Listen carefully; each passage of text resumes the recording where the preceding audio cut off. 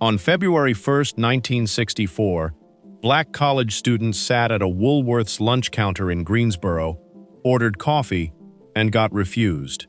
Their sit-in forced Woolworths to desegregate, but by 1997, the whole chain was gone.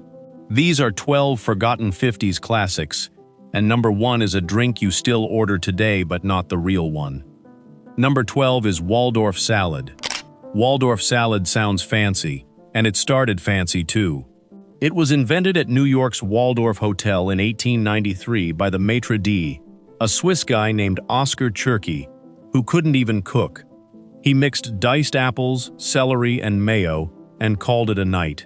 Grapes and walnuts got added later. Something weird happened by the 1950s. This 4-ingredient hotel dish had trickled all the way down to every diner and drugstore counter in America, sitting in a big glass bowl next to the register. It was cheap, it looked pretty on a plate, and it filled you up before the main course. Today, you'll find it at a Christmas potluck or a country club, but almost never at a working-class counter, because those counters don't exist anymore. And the next classic was the cheapest sandwich on the whole menu. Number 11 is the fried bologna sandwich. If you were broke and hungry in the 50s, this was your dinner. You took a slice of Oscar Mayer bologna, cut a plus sign in the middle so it wouldn't puff up on the flat top, fried it in butter until the edges curled, and slapped it between 2 slices of white bread with mustard. Every drugstore had it. Every truck stop had it. Every Woolworth's counter in America had it too. It cost about 30 cents, and it felt like a real meal because the meat sizzled and browned. But something changed by the 60s. Doctors started warning families about processed meats. By the 80s, sandwich shops sold turkey and chicken instead, and fried bologna became a punchline about poor Southern cooking. Eat one hot off the griddle today, and you'll understand why the whole country used to order it every day. Meanwhile, the next dish sounded like a king's dinner. Number 10 is chicken a la king. Chicken a la king is the fanciest name on the whole menu, but the recipe is not fancy at all. It's cooked chicken chunks in a cream sauce with mushrooms and pimentos, poured over toast, over rice, over pasta, or over anything you had lying around. It got invented sometime in the 1890s, and by the 50s, every Woolworth's counter served it as the daily special. Then something ugly happened. School lunch programs and army mess halls started serving industrial-grade chicken a la king out of giant metal trays, out of gallon cans. The dish became a joke. Kids in the 60s tied it to rubbery cafeteria food, and their mothers stopped ordering it at counters. By the 80s, no lunch counter would touch it. A 90-year-old New York City recipe got killed by school cafeterias, and the last counters that still made it right died with the chain. So did the next one, but for a much uglier reason. Number 9 is liver and onions. Every 50s lunch counter had this on the blue plate menu, because beef liver was one of the cheapest cuts in the whole butcher shop. You'd get a slab of liver, pan-fried in bacon grease, smothered in caramelized onions, with a side of mashed potatoes and gravy, all in for under $1. Doctors even prescribed it, because liver is loaded with iron and B vitamins. So what killed it? 2 things killed it at once. First, kids raised in the 50s hated it so much that when they grew up, they refused to serve it to their own kids. Second, factory-farmed livers started tasting metallic and weird by the 70s because of what cattle were being fed on industrial farms. A dish your great-grandmother lived on became something almost no restaurant in America still puts on the menu. But the next dish is the one that really was blue plate royalty. Number 8 is hot open-faced turkey. The blue plate special was the whole point of the lunch counter, and this was the king of it. 2 slices of white bread, a mound of sliced turkey, brown gravy over the whole thing, and a scoop of mashed potatoes with more gravy on the side. It cost around 85 cents. It was hot, it filled your gut, and it fed a whole factory shift on a 30-minute break. But there's a reason it disappeared, and that reason is Swanson. In 1953, Swanson launched the frozen TV dinner, with almost this exact same plate on it. Suddenly, families ate that meal at home in front of the television, and the lunch counter version stopped being special. The TV dinner didn't just replace the food, it replaced the whole ritual of sitting at a counter and eating with strangers. And the next classic hid an entire lie inside a sandwich. Number 7 is the tuna salad sandwich. The tuna salad was the #1 bestseller at Woolworth's counters for decades, but not the version you buy from a can today. The Woolworth's recipe called for canned white albacore, mayonnaise, sweet pickle relish, chopped celery, and 1 tablespoon of grated onion for the whole batch. It got scooped with an ice cream scoop onto white bread, then pressed under a hot lid on the griddle for 30 seconds. And this is where the lie hides. Modern tuna salad is usually thick and mayo-heavy. The real Woolworth's version was light, almost creamy, and the sweet pickle relish did all the flavor work.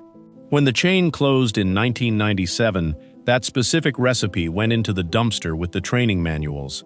Home cooks still make it from memory, but no chain in America sells it, because there's no lunch counter left to sell it. And the next sandwich was even more specific. Number 6 is Woolworth's grilled cheese. Woolworth's grilled cheese was not your mom's grilled cheese.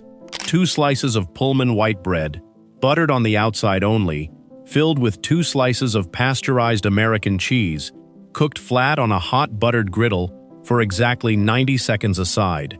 That was the whole trick. It came out golden, crisp on the outside, gooey in the middle, and cost about 35 cents. The Bakersfield Woolworth's counter served this same recipe every day until it closed in 2022, which was 62 years after the Greensboro sit-in. That's how tight American food history really is. The exact recipe that fed shoppers during segregation was still being cooked on the same kind of griddle 2 years ago in the very last surviving Woolworth's counter in America, and that counter closed too. One whole city built its identity on the next food. Number 5 is chipped ham. Chipped ham was a Pittsburgh thing, and it belonged to one company. Isaly's, a Swiss immigrant dairy chain that came out of eastern Ohio, opened its first Pittsburgh store in the 1930s and put chipped ham on every counter. Its ham trimmings ground together, pressed into a rectangular loaf, then sliced thinner than paper on a deli machine. Piled on a soft bun with barbecue sauce, it became the most Pittsburgh sandwich anybody ever made. At Isaly's peak, they ran about 100 stores in the Pittsburgh area alone. Then the supermarkets came for them. Kroger and Giant Eagle absorbed the deli business by the 80s, and most Isaly's stores closed. 3 are still open, and you can still buy Isaly's chipped ham at Giant Eagle. But the counter tradition, the paper-thin ham sizzling on a griddle in front of you, is gone. And now we get to the drinks that disappeared with the counters. Number 4 is Green River Soda. Green River is a bright chartreuse lime lemon soda, and it has one of the wildest origin stories in American drink history. A candy shop owner in Davenport, Iowa named Richard Jones invented it in 1916.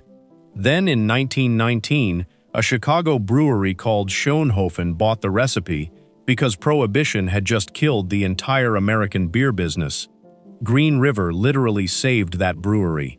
Schoenhofen went bust in 1950, but the soda kept living, poured at every drugstore fountain and every Woolworth's counter in the Midwest through the 50s. Chicago still goes nuts for it every St. Patrick's Day.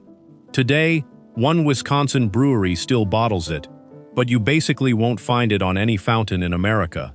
A drink that outlived Prohibition got killed by Coke and Pepsi buying up every fountain contract in the country.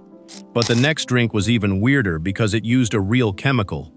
Number 3 is the chocolate phosphate. Phosphate sodas were mixed right at the fountain with a small bottle of acid phosphate, which is literally phosphoric acid diluted in water.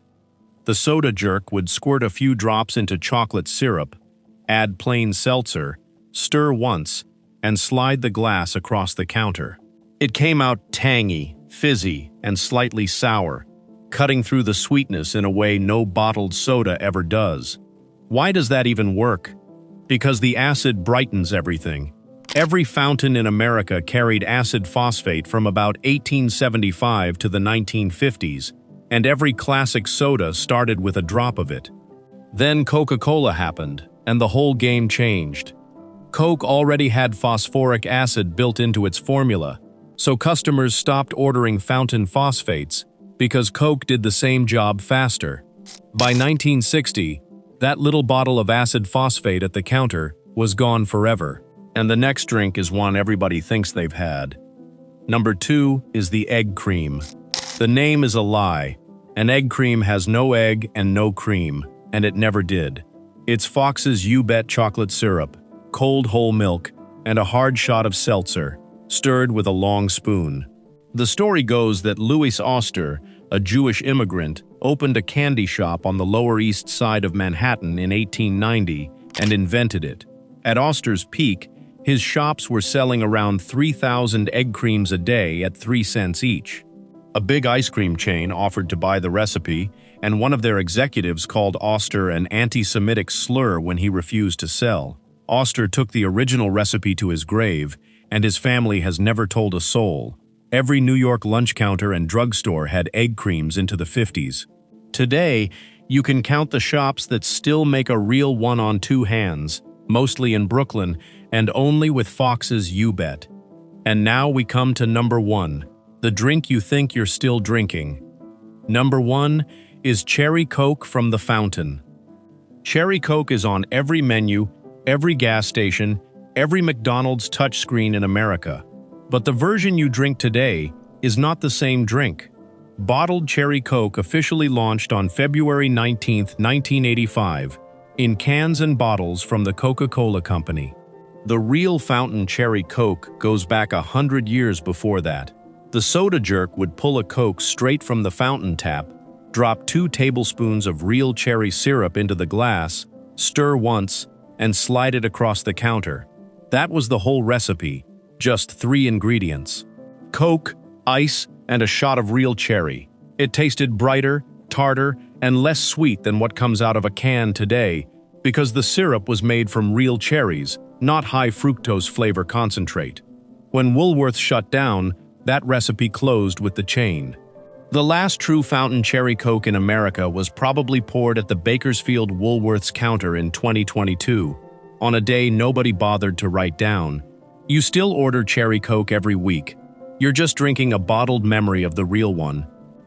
Every one of these dishes needed a counter to live on, because every one of them was built for that counter.